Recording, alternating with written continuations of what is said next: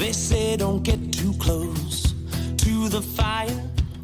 I might get burned. What's up, Brady Seals? I am so glad I have you on my show once again. Oh, man, listen, it's just good to be seen when you get my age. You know what I'm saying? God, you look like you're 30 years old. Oh, man, thank you. I appreciate it. Yeah, I tell you, I was with, off subject, but I was on the road this past weekend with Lori Morgan. Yeah. And doing some filming, and Right. she looks 30 years old too. So y'all take care of yourself really well. For me, it's just, the cheeseburger diet, man. You know what I'm saying? I just try my best. I just try my best. You know what I mean? Wendy's or McDonald's?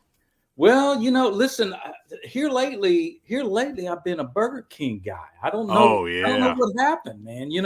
Because for years I never ate Burger King at all. And then I drove by and it was that special charbroiled smell in the air. And I was like, oh, man. I was like one of those cartoon characters floating to it. You know what I'm saying? That's hilarious. That's funny because me and Jesse Keith were just talking about Burger King being a hot spot as well for us. Right. Oh, yeah. Well, thank you so much for hanging out. I am really excited because the last time I talked to you has been a few years back when the podcast was just audio. Mm-hmm. And now, of course, it is video.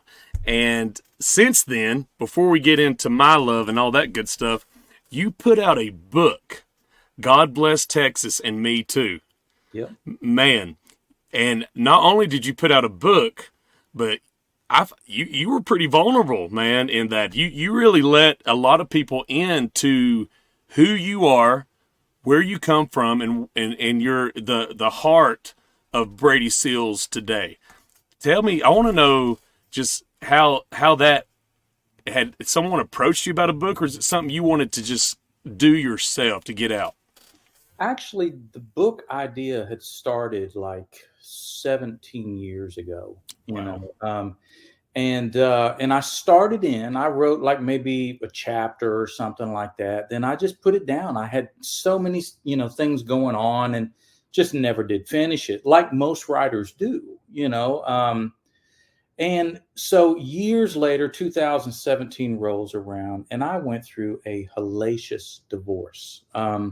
One that I did not want to go through, and I was going through some hard times, man. I was struggling pretty good, and as they say, it's the dark night of the soul, right? And so I was going through that whole thing, and I was reading a lot of Max Lucado books. I don't know if you're familiar with Max or not. Very familiar. And he's such a great mentor, teacher kind of guy, but he's an exceptional writer, and so I would read his books, and he had this really cool songwritery kind of thing about how he would use metaphors and different little parallels in life to go through the situations that he was talking about. So I was reading those books, and they were really helping me.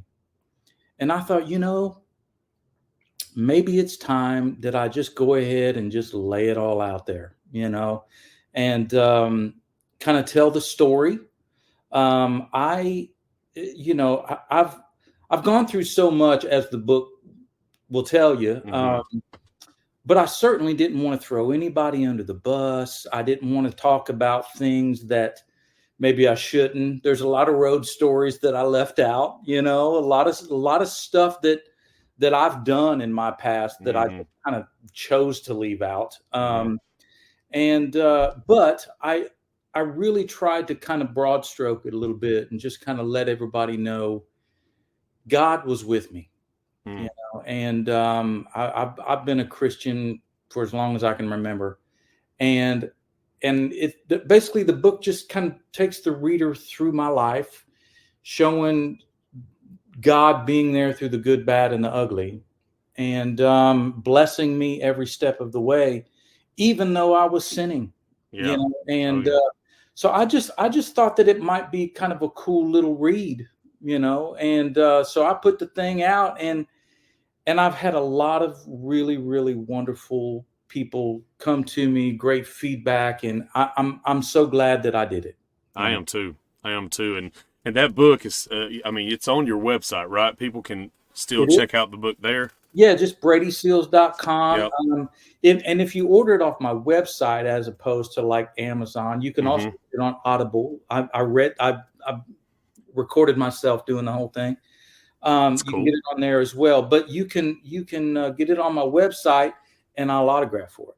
Oh, that's even better. Okay. Yeah, Mm-hmm. bradyseals.com, buy the book, and he will autograph it for you. Well, it is. I've read. My cousin Angel had bought the book. Actually, now that I'm thinking about it, I guess it was a few years ago when you came to Blairsville at Granddaddy Mims.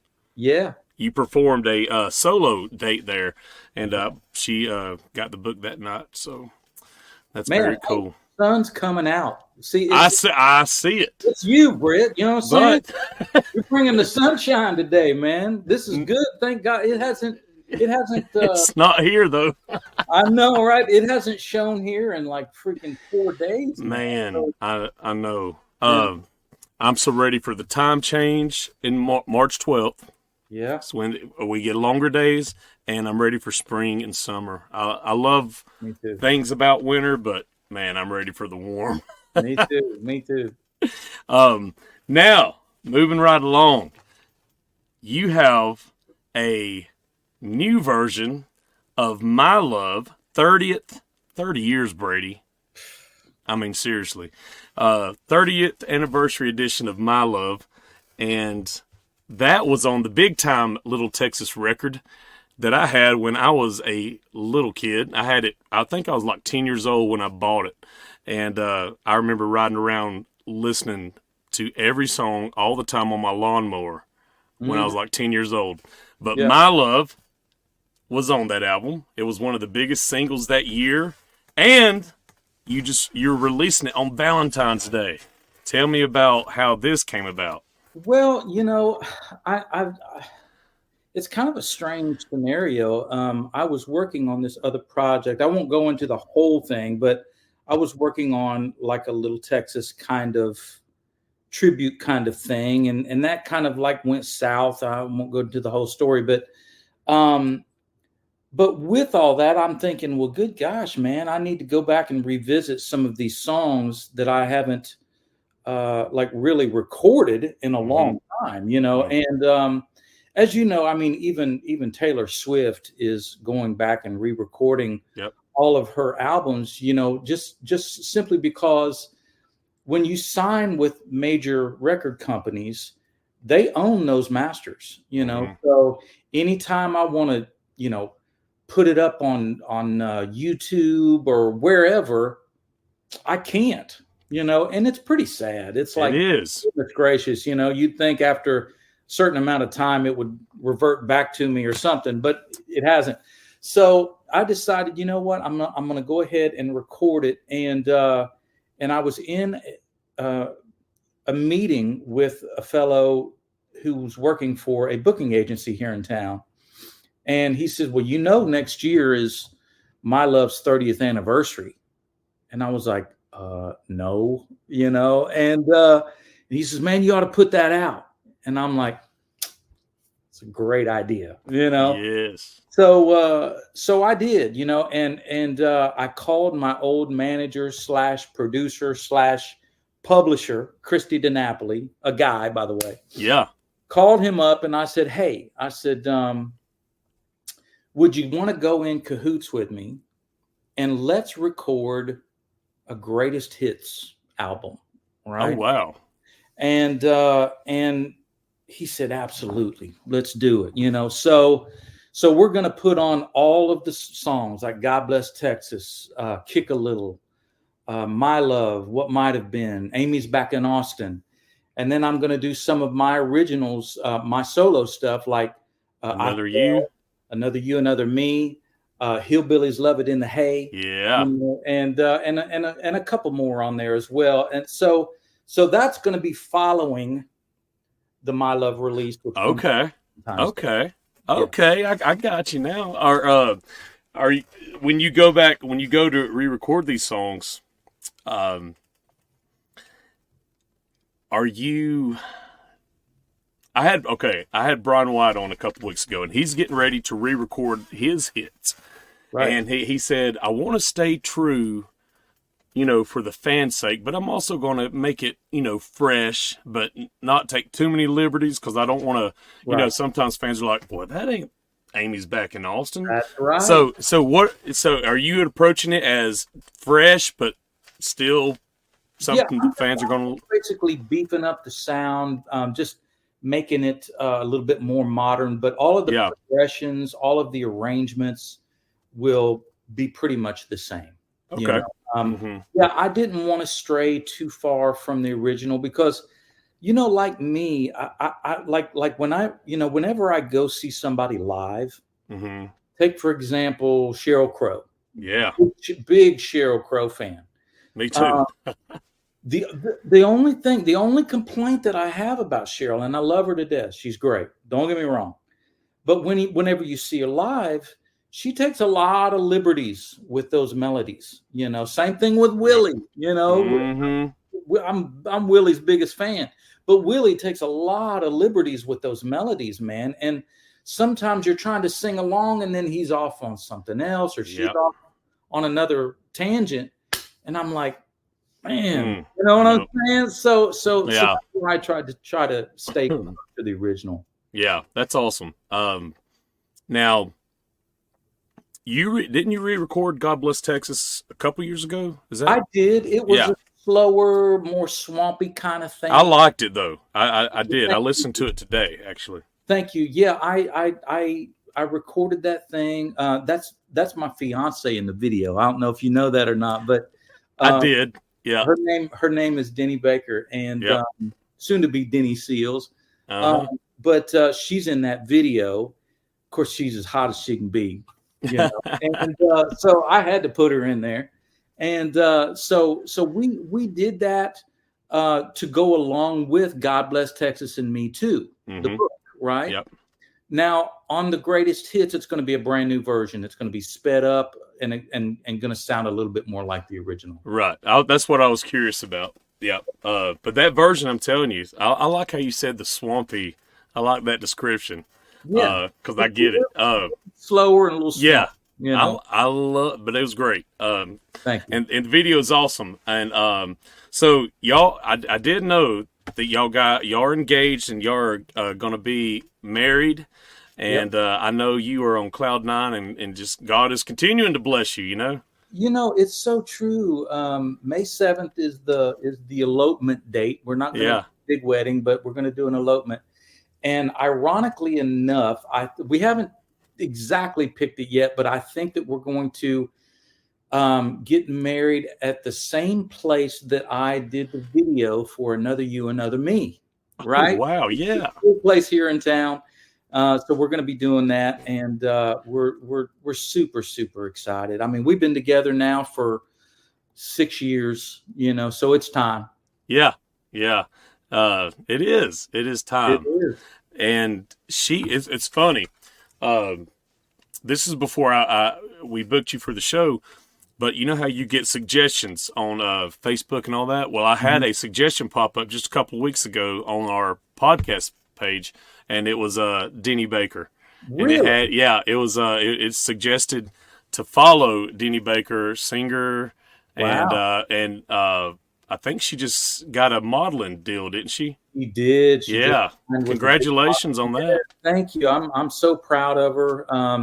She's very, very just humble and just been, but she did all that on her own. She did it, and I'm so proud of her. And we've been on a couple of shoots here lately, and she's just so pretty. And I just can't wait to see what she has in store as well. Now, she sings too, right? She sings, absolutely, man. We've done little Facebook things and stuff where we'll sing. I remember we did that song "Shallow," Lady Gaga and all that kind of stuff.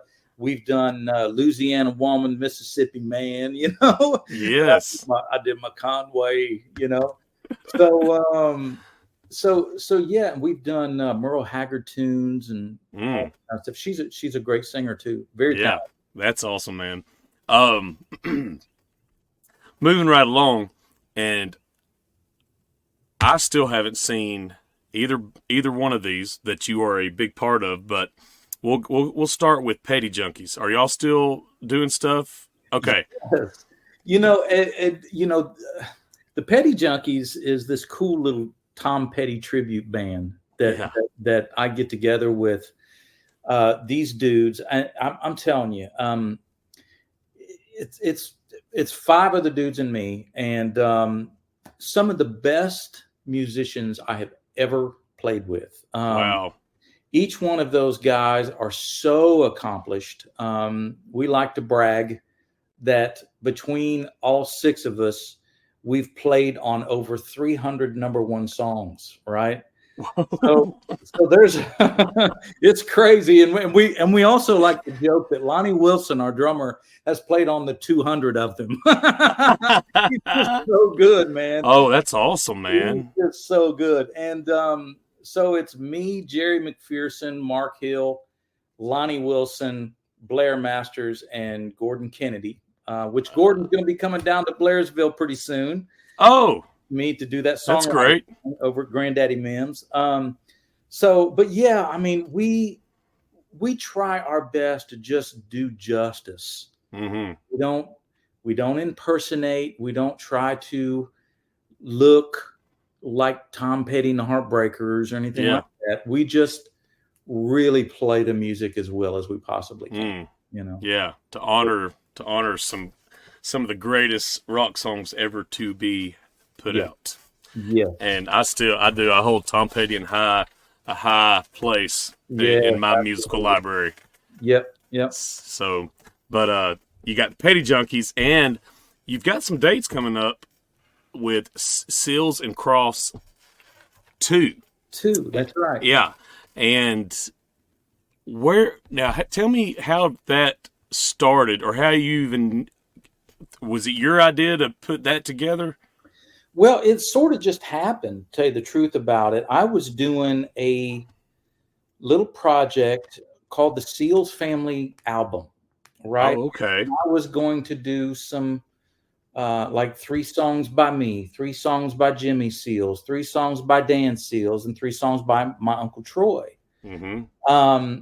And so I had Lua come over, which is Dash Crofts' daughter, by the way. Mm-hmm. And I said, hey, I want you to sing on, Summer Breeze or whatever, So she came over and we started singing together, and just immediately it was like, uh-oh. It hit chemistry immediately. And it's so wild, because back in the 90s, when I had out Another You, Another Me, it was right after Little Texas. Mm-hmm. I went overseas and I did this European tour, and Lua came over with me to do that tour. So she would sing Winona's part and all that kind of stuff. She's an incredible singer.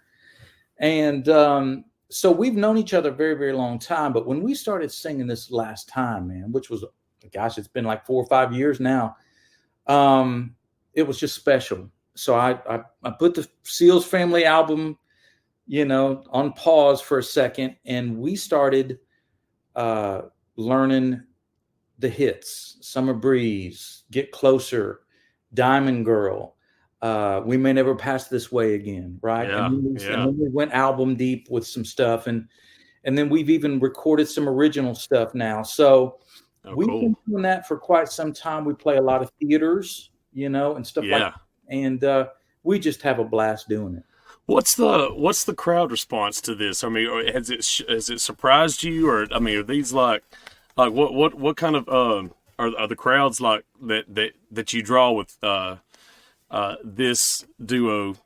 Are they just lovers of those songs? Are they coming to see you two, or man.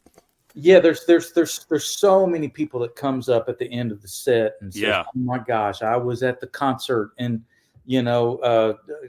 L.A. when they did, the Hollywood Bowl." Oh, and wow! All these kinds of stuff. I'm like, "Oh my gosh," So it is That's so awesome. wonderful to carry the torch, if you will, and really try our best to do justice to those classics. And then, of course, we throw in Dan Seals or England Dan and John Ford Coley tune. I'd really love to see you tonight. Yeah. So it's really our honor able to do that sort of thing. And luckily, Jimmy and Dash both loved the idea. Yeah. And Dash was the one that says, well, your Seals and Crofts, just put a 2 on it, and that's what we did. Now that's a cool story that you just shared. I love that. I love that. Yeah. Well, this right here is awesome.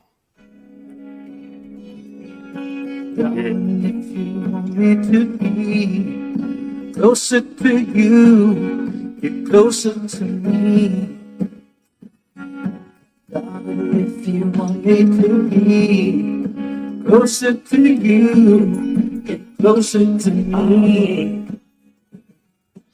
Darling, if you want me to love only you. Her harmony. Yeah. Dude, her harmony is killer. Oh, she's spectacular. She's really, really great. I mean, she should have had a solo deal back in the day. We talk about it all the time. She's really, really great. And just fun. She's like one of the dudes when we get out there on the road, Yeah. We hop in the car with the trailer and just hit the road, man. That's awesome. Yeah. That's awesome. It's before I got some more stuff to ask you, but just thinking of that, back in what year did First Time for Everything and some guys come out? Was 91 maybe? Something. Yeah. Like that. I mean, y'all started in the early 90s. Absolutely. Right? Yeah. I mean, So, I'll tell you just a real quick synopsis of the Little Texas thing. We all got together. Me and Dale Gray, the drummer, were the last 2 members of the band to come in. They were a 50s and 60s band at the time called the Varsities. Okay, I did not know this. Yeah, so Dale and I were playing with this guy named Josh Logan, who was this MCA Curb record country artist, right? Mm-hmm.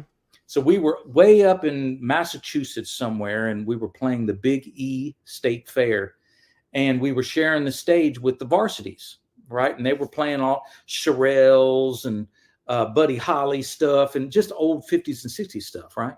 So they were staying at the same hotel, and we became friends. And then, gosh, maybe 4 or 5 months later, whatever, they called me up and said, hey, you want to be in a band? And we're like, well, yeah, but I'm not sure about a 50s and 60s thing. I appreciate it. So it never went anywhere. Well, they called back and they said, well, we may have a guy, Christy DiNapoli, that I told you about earlier, who might know someone at Warner Brothers to get us a record deal. And I was like, okay. So I got interested, and they said, well, do you think Dale would want to do it too? And I said, well, I'll call him. So we decided to go ahead and take the leap of faith to leave Josh. We love Josh, by the way. But we left Josh for an opportunity.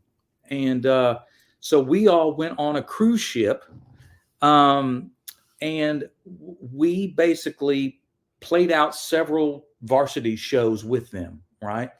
And during the day on this cruise ship, we would go into the Grand Lounge. There would be nobody in there, and we would learn a whole country set, right? Oh, wow. Which, Dale and I were, we were already immersed into that whole world anyway. Okay.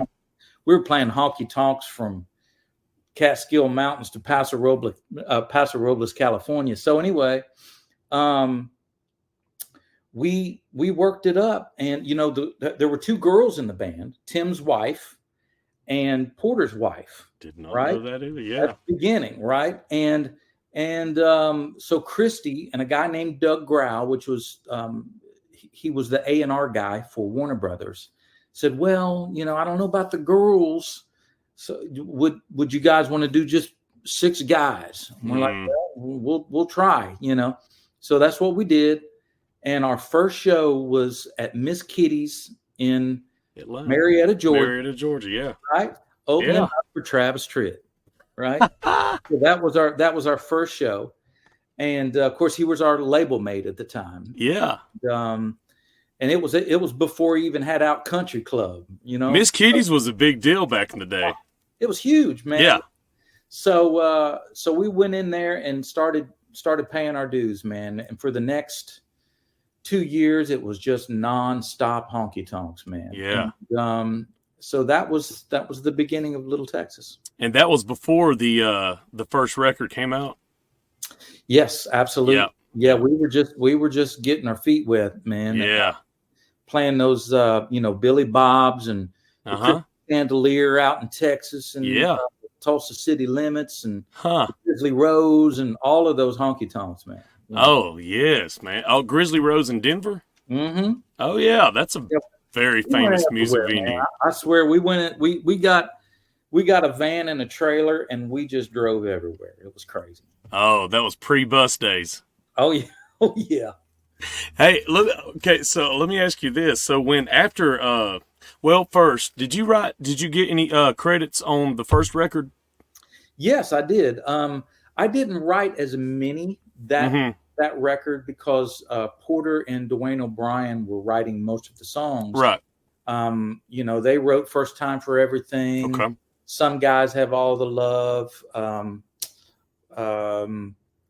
What else did they write? Oh, You and Forever and Me.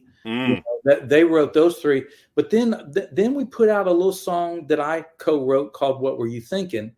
And that was the first one little, we just a little tad bit before we jumped into big time. And by then I had kind of gotten into writing nonstop. Yeah.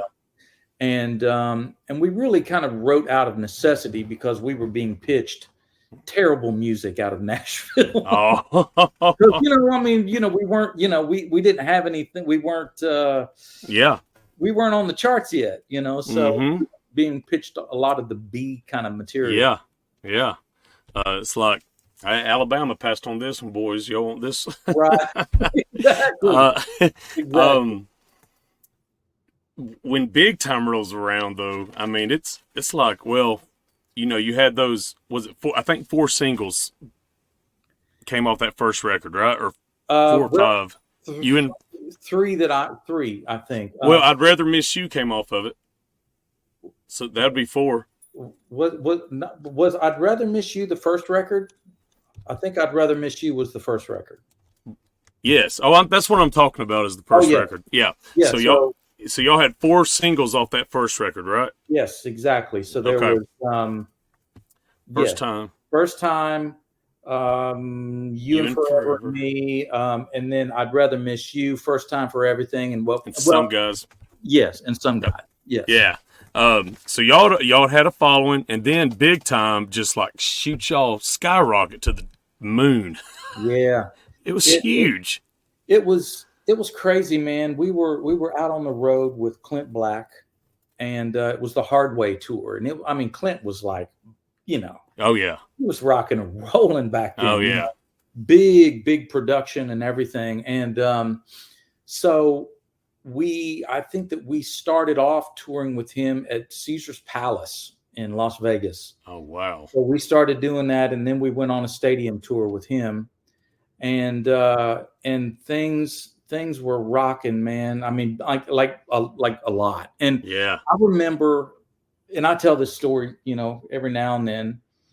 I remember, Porter and I being on one side of the stage, and then the other guys would go out on the other side. Dale would go out first, get the beat going, and then those 3 guys would run out, and then Porter and I would run out. But we were backstage, and the lights in the stadium went down, and the crowd was going, Little Texas, Little. Oh wow! And it was like chills. I just got chills because I can hear it. And I turned to Porter, and he turned to me, and we're like, we did it. You know, Yeah. did it. And it was such a incredible ride. Wow. Um, I'm just, again, I'm so blessed. I'm so blessed that it happened. Mm.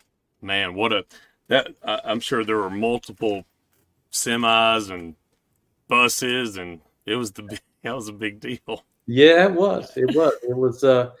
Yeah. And then we did the Travis Tritt and Trisha Yearwood Rock and Country tour, right? The Budweiser Rock and Golly. Country tour, and we went out, and that's when it just got really crazy. And I tell you, Britt, and you'll realize this when you read my book. Hmm. Um, there's a burnout factor, man. Oh yeah. And you when you're touring so much, and I had been touring since I was 16 years old. Good night. Whenever I left Ohio, I didn't go my high school year in my senior year. I actually went out on the road, and I did my homework out on the road and took night school and graduated with my class. Right. Wow. So I was at it really early. So I'd been doing that. I spent 2 years out on the road with Josh, and then 3 years out on the road with no, 6 years out on the road with Little Texas. Mm. And I'm telling you, man, That's a lot. it was a lot. The year before I left the band, we played 322 dates. Wow. It's like, what? But that's dates. Yeah. That's not days on the road. That's dates. Yeah. So Shoot. it was insane. I think That is insane. Country Music Magazine or something or whatever said that we were the hardest working band in country music, and it was the truth, man. We were nonstop. Mm. Wow. That's crazy, man. But it affected me, man. It really got to me. And, because, I had gotten to the point to where I was doing a lot of the pre-production on my own. Right. Now we worked so much that we literally had to take a recording rig out on the road with us. So like backstage of the stadiums, we would be recording pre-production for our next record. But whenever we would get home, I'd be in the studio, man. I'm recording the vocals. I'm recording, getting Porter to come over. And it was usually Porter and I, Yeah. But I was the one engineering. I was the one that was doing all that kind of stuff. And it just got to the point to where I was like, I can't do it anymore, guys. Yeah. And that's what happened, Was that mainly for the Kick a Little record, or? It was, it was for the Kick a Little record. We were recording that while we were supporting Big Time. Yeah. Wow. It was insane, man. It was really, really insane. And I just went through anxiety, the anxiety spawned depression. I had, panic attacks that I just thought that I was losing my mind, because a lot of people didn't really talk about it that much then. No. Yeah. And I just felt like out of control, man. I felt like it would always be that way. I felt like my mind was broken, and I tried to explain myself to the guys, and they're like, "What? What are you talking about?" They didn't understand. I look back on it now, and I don't blame them. I don't blame them for not understanding. I didn't understand. Yeah. So it was a very difficult time to have to leave that group. And truthfully, I didn't want to. It's just they didn't want to slow down. Right. And if they had slowed down, I'd have stayed. Yeah. Simply. Yeah. Man, just thinking back on all that, man, thanks for being real on here. I love that. Look, I tell you, man, as you know, growing older, First of all, it sucks. It sucks, man. But at the same time, there's this peacefulness that happens, Mm-hmm. and you kind of you're okay. You're okay with how things went. Yeah. To just survive it all, I'm thankful for. To have the opportunity to do the things that I've done, Mm-hmm. to meet Willie Nelson, to meet George Jones, to play the Opry and meet Roy Acuff and Bill Monroe, and for Dolly Parton to flirt with me, and Mm-hmm. all of those things. I'm like, what? Thank you, Jesus, Yeah. for this incredible life that I've had. And yeah, it's had some hiccups, and it's had some really, really, really bad emotional times. But I tell you, man, I look back on it now, and I wouldn't really change a thing. Yeah. I love that. What do you ever have people after they read your book and or even listen to stuff like this? Are you able to ever give someone advice on anxiety or panic attacks or depression? Absolutely. You know what? Thank you for saying that, because I tell you, I don't know if you see it like I do, but more and more and more people suffer from it every day, it seems, these days, compared to even back then. Mm-hmm. The world is going so fast, us having that mobile phone on all the time, Yep. having access to something, or somebody having access to you all the time, can really, really get the adrenaline happening, and so I know that people suffer from anxiety and depression all the time these days. And my biggest advice is, first of all, turn to God and your doctors, right? Yep. He's the great physician. Yep. Go there first. But I certainly do not, downplay medication. Mm-hmm. Me either. Sometimes it's very necessary. Sometimes it's not. But when it is, do what your doctors tell you to do. Yep. But I would say, first of all, slow down. Mm-hmm. I don't know if you remember that taxi.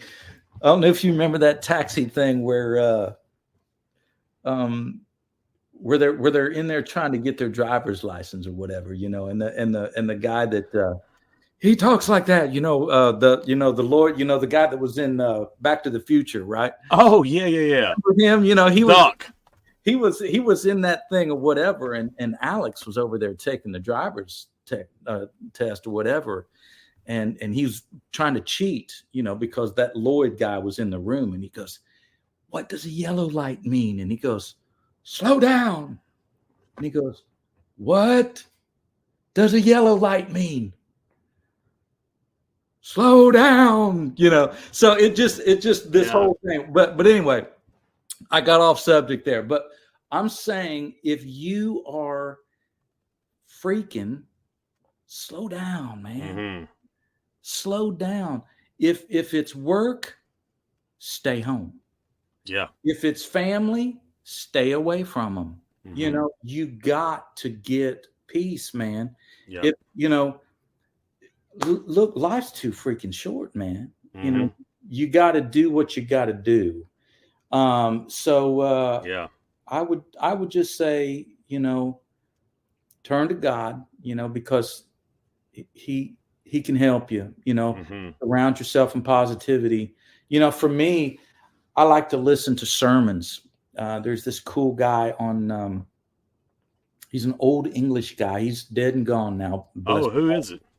Derek Prince. Okay. Go check out Derek Prince, man. Very, very intellectual preacher / teacher, and kind of charismatic a little bit, but not over the top. He's Yeah. not like, some of these guys. What I'm saying? I was going to say, don't say no names. I'm not going to do it. You know what I'm saying? But he's like some of these dudes. But he's the real deal, man. And Yeah. But whenever I go to bed at night, if I can't sleep or whatever, I'll listen to some Derek Prince, man. And I love that. And so that's just my 2 cents. Yeah. And well, yeah, man, some of these incredible theologians that are, from the 1800s or or even early 1900s, there's some great sermons and messages for sure. Amen. Yeah, I love that you said that and brought that up. And Max Lucado. I love Max Lucado's great, man. He's got some great, powerful books, Yeah, I've got a lot of Max Lucado books from over the years. Mm-hmm. I started reading Lucado when I was probably 99 or 2000, maybe 01, somewhere there. Yeah. I've got some here in the library right here. It's just love it, Now, how do you at one time, I don't know if it's called mentoring, but weren't you helping out like if someone wanted to work with Brady Seals or you would or a songwriter that they would pitch it to you or contact you and you would record it for them or whatever? Yeah, absolutely. I certainly have not been that kind of guy and, the cigar smoking guy. I can make you a star, and all that. Yeah. I'm not that kind of guy. Right. But if there's like a new talented kid out there, male or female, doesn't matter,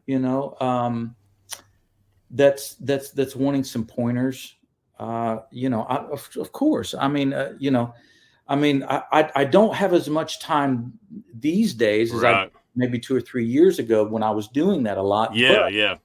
But whenever I am off the road and somebody can catch me, of course, and I think I don't even know how much I charge anymore. I think that it was like $250 for like 4 hours. Yeah. You can ask me whatever you want to ask me, know?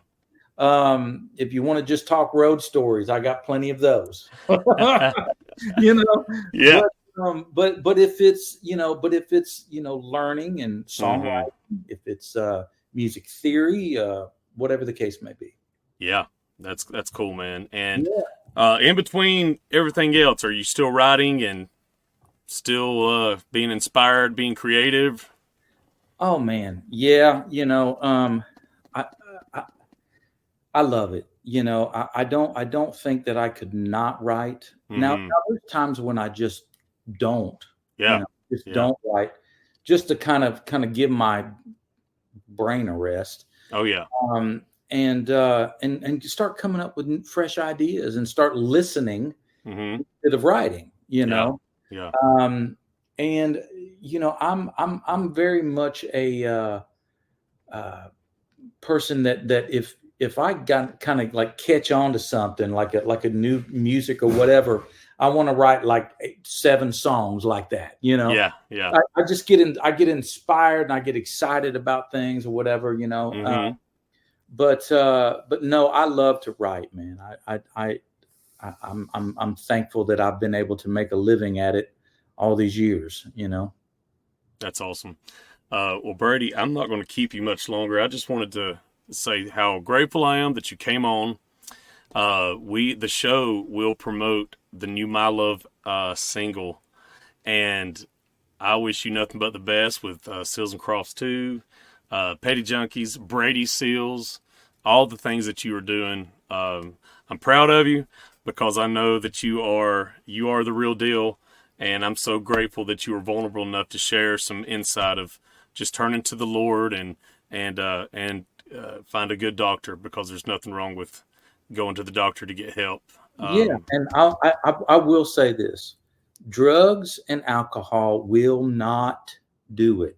I can tell you that for sure. Yeah. It might put a Band-Aid on it for a night or two, Right. but then it's going to get worse. Mm-hmm.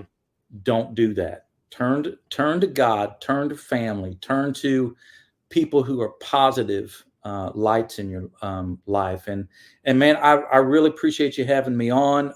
And thanks to everyone for tuning in. Again, Valentine's Day, man. That's right. My love is coming out. That's right. I can't wait to hear it, man. I'm excited about it. Well, maybe later on this year when this Greatest Hits project, do you think it'll be 24 or? Oh yeah, I think okay. it'll be later on this year, and have me back on if you will. And we will talk about each song. Oh man, that'd be awesome. That'd be awesome. Love Brady, if I don't see you March 23rd at Granddaddy's, then I will see you some other time on the road, I'm sure. Sounds great, man. Thanks for having me on. See you, buddy. I'll talk to you soon. Bye-bye. Bye.